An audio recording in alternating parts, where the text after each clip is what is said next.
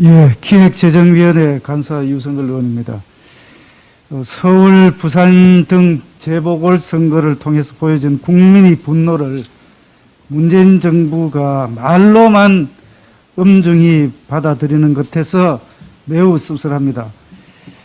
선거 직후 열린 부동산 점검 장관회의에서 기획재정부 장관 발언을 보면은 부동산 정책 흔들림 없이 유지돼야 한다. 심지어는 주택 공급은 지자체 단독으로 할 수 있는 것이 아니다. 맞는 말씀입니다. 그런데 마치 이것이 신임 서울시장에게 엄포를 놓는 듯한 것으로 해석될 수 있어서 참 씁쓸합니다.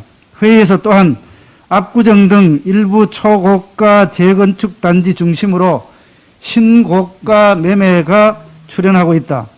보궐선거 과정에서 제시된 공약 영향으로 일부 지역에 불안 조짐이 우려되고 있다고 말을 했는데, 이제는 서울 집값 상승을 서울시장 공약 탓으로 돌리고 있는 듯합니다.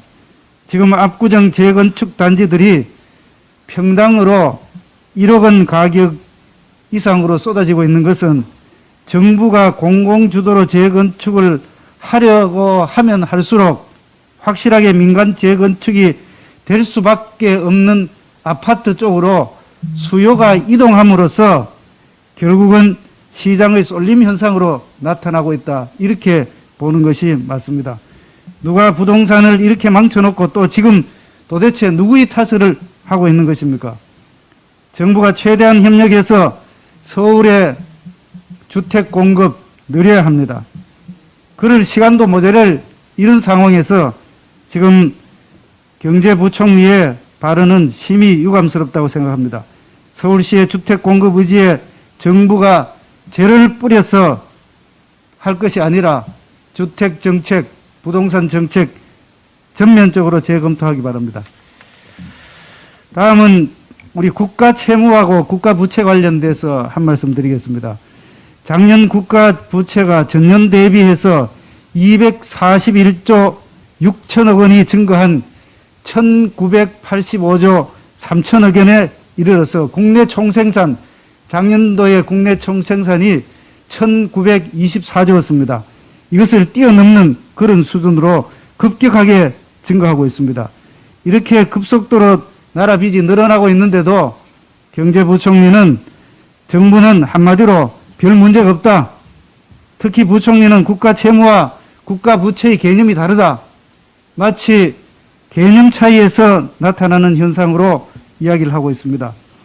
이 말을 비웃기나 하듯이 같은 날 IMF는 5년 뒤에 GDP 대비 국가 채무 비율이 작년 말 48.7%보다도 21%포인트나 증가하는 69.7%가 될 것이라고 전망을 하면서 한국의 국가 채무 증가 속도가 주요 선진국에 비해서 너무나 빠르다. 이렇게 경고를 했습니다. 지금 경제수장이라는 사람이 한가하게 국가 채무와 국가 부채의 개념이 다르다는 이런 형태로 국민들을 오도하고 있습니다. 결국 국가 채무든 국가 부채든 미래에 우리가 갚아야 할 그런 빚입니다. 그래야 정부가 말하는 비교 대상은 대부분의 국가가 기축동화 국가들입니다. 그런데 그들의 국가 채무를 단순히 비교하는 것은 정말 말이 안 되는 것입니다. 국가 채무, 국가 부채의 급증은 결국 미래 세대의 짐을 지우는 것입니다. 미래 세대가 짊어져야 할 부채 부담을 조금이라도 줄여주는 것이 지금 우리 세대가 할 일이라고 생각합니다. 정부는 무책임 면피로 일관할 것이 아니라 앞으로 국가 채무든 국가 부채든 어떻게 관리하고 또 어떻게 갚아 나갈 것인지를 전체적인 계획을 상세하게 밝힐 것을 촉구합니다. 이상입니다.